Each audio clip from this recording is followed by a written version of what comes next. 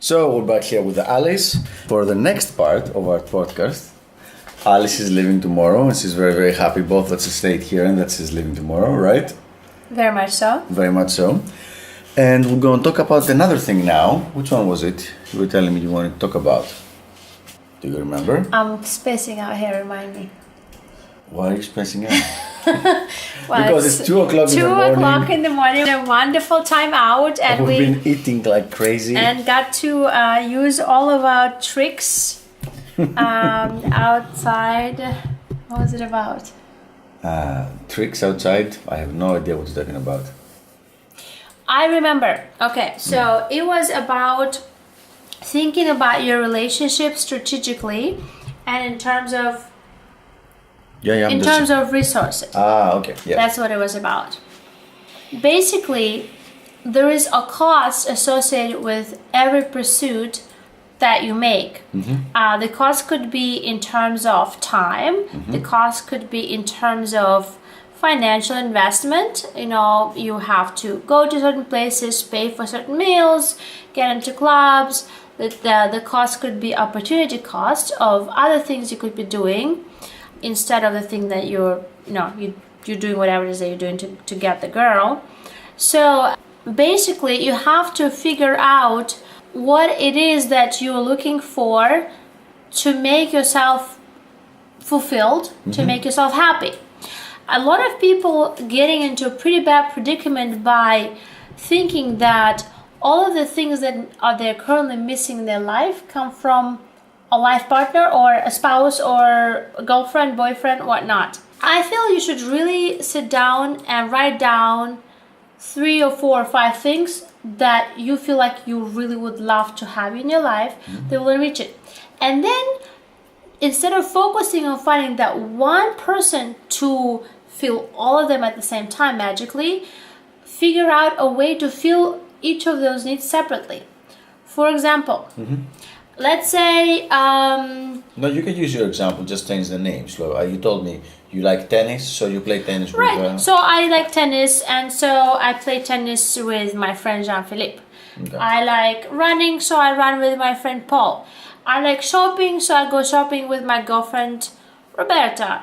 I like cooking, so I cook with my mother. So all of these things, traditionally... No sex anywhere? No sex? I like sex, so I have sex with this amazing man that's currently in my life. No names, it's okay. No names. Hopefully he's he's there to this. stay, but witness protection program, right?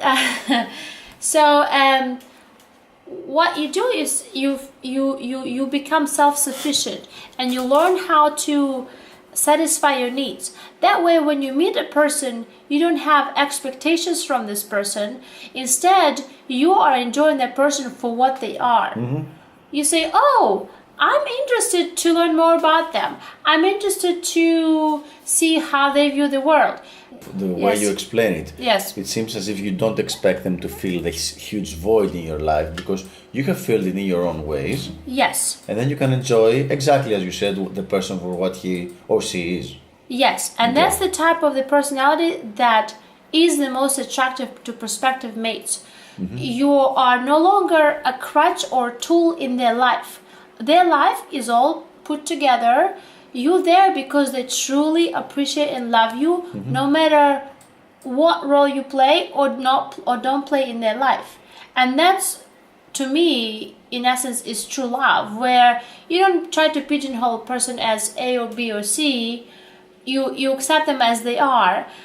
Now, there are some things that actually cannot come without a life partner, traditionally. For example, getting married. If you want to get married and start a family, to someone. Yes. In that case, the task is very easily, and that's what I talk about, maximizing your resources or really conserving your resources. So if you say, okay, actually, I'm not looking for a tennis partner, I'm not looking for a sex partner, I'm not looking for the ABC, I'm looking for someone to marry, then the task, in a sense, is a lot easier because you are able to cut off all the other things like, oh, the person needs to be athletic, or the person needs to...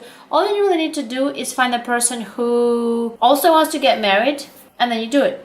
Okay, but so what do you do about your your need now to be athletic and to go and try like to go to wine tasting and stuff, what happens if the guy that you meet hates wine? Do you still do it with other people?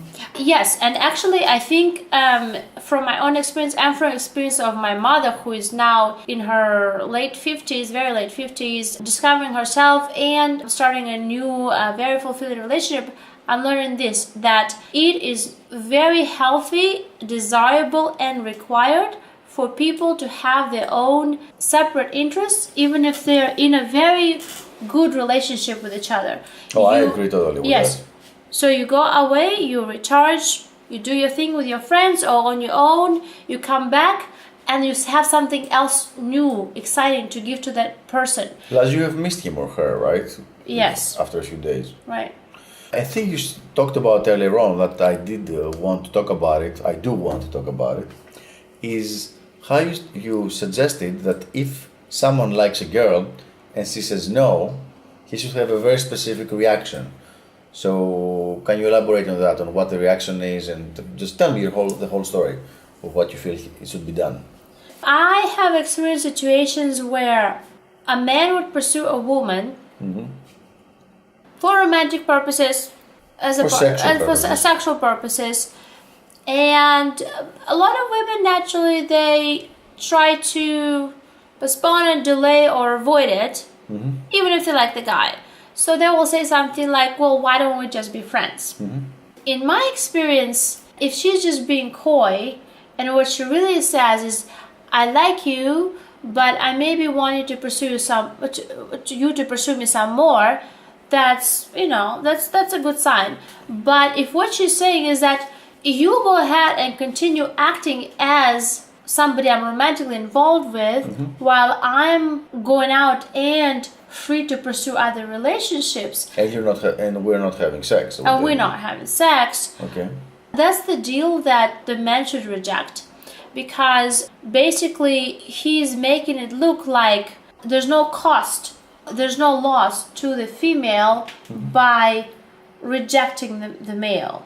Let's clarify this a little bit, because now it's, as we said, it's like 2:30 in the morning, more or less. So it becomes a little convoluted. What you had said before when we were talking is that if a guy pursues a girl and the girls say no, let's be friends, what she basically means is that she still wants to keep access to all the good stuff that the guy does for her, access to his resources, that can be financial. Yes. That can be social, that can be work related, or it can be even emotional. Yes. Like she has a soldier to cry on. Right. Okay? Without giving him access to her sexual resources. Exactly. That was the most important thing. And you had told me that if a girl does it, a guy should do what? He should walk. Like cut her off her life.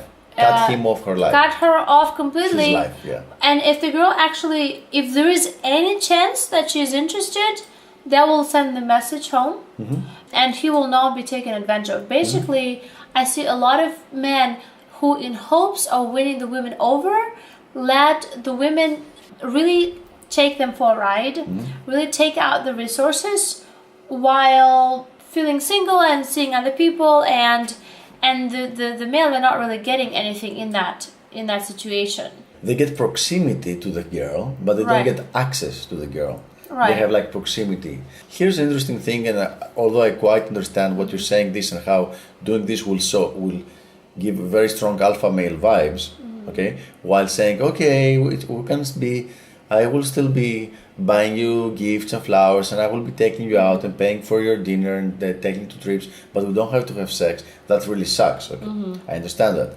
However, here's what I do. And I really do want your take on it. I told you what I do, but I'll say it again for the people. I don't mind. If she tells me, I don't want you for a sexual partner, I'm like, okay.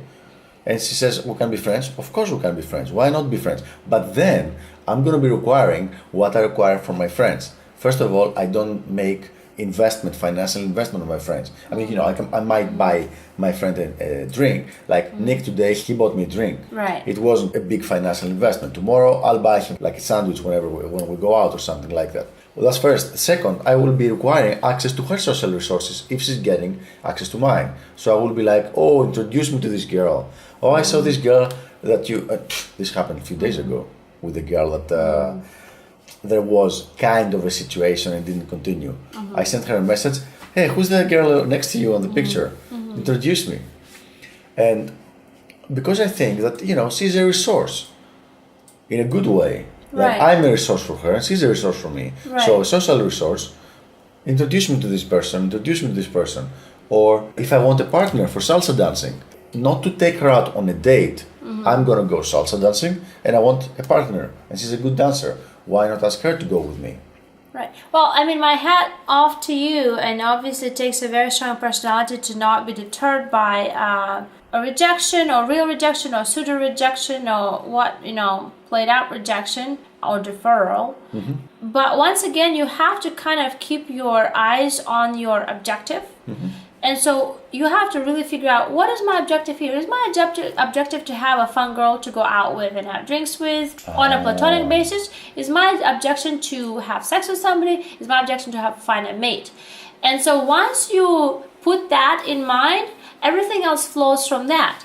So if, let's say, a girl says, let's be friends. Okay, you can decide to be friends with that person, and if you have unlimited resources, if you have a lot of time to spend with your friends, and you have unlimited funds, and you have social connections to share with that person, it may not be a great opportunity cost you. Right. However, most of us, I'd say, the greatest majority of us have limited resources. They have to decide, they have to budget their time, their money, what sharing bring a certain person into your circles does to your social standing and how it reflects on you. So most of us actually do have a decision to make, and when you make the decision, it has to be strategic. It has to be about, okay, so what is the opportunity cost here? If I give this resource to this person, am I still able to go out and try to fulfill my objective? I see And what if you you can't do that, then go ahead and do that.